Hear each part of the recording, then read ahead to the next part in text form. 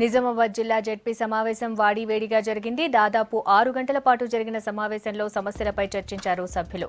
వేసవిలో నీటి ఎద్దడిని నివారించేందుకు ముందస్తు చర్యలు చేపట్టాలని కోరారు ప్రజాప్రతినిధులు. నీటి సమస్యలు తన దృష్టికి తీసుకొచ్చేందుకు కొత్తగా వాట్సాప్ గ్రూప్ను ఏర్పాటు చేస్తున్నామన్నారు కలెక్టర్ యోగితా రాణా.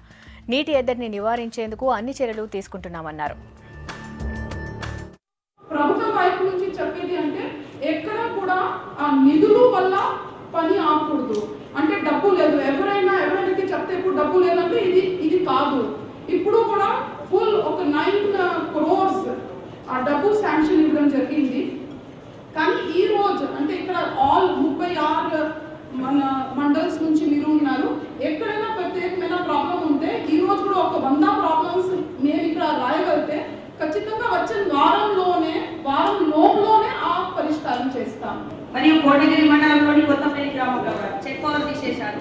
మరి ఎందుకు కక్షణ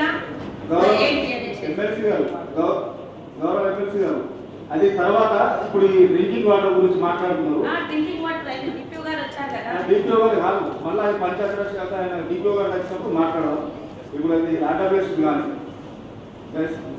వాటర్ సమస్య చాలా ఉంది కాబట్టి మాని పడ్డారు బోర్లు వేయించాలి. ఎందుకంటే గ్రౌండ్ వాటర్ తగ్గిపోయింది, మొత్తం వాటర్ లేదు అక్కడ.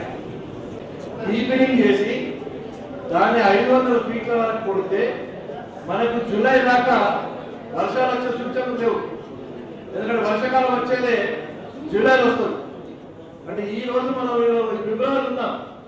ఫిబ్రవరి అంటే జూలై వరకు ఇప్పుడు ఉన్నటువంటి 18 మీటర్ల నుంచి రేపు 20 మీటర్ల పైన కూడా భూగర్భ జలాలు అనుకోపోయేటువంటి ప్రమాదం ఉంది. మీరు కూడా చెప్పారు ఇప్పుడు. కాబట్టి 500 ఫీట్ల వరకు వేస్తే కనీసం ఎండాకాలం కూడా భూగర్భ జలాలు దిగిపోయినా మనకు జూలై వరకు వర్షాలు పడేంత వరకు మంచినీళ్ళు రావడానికి అవకాశం ఉంటుంది.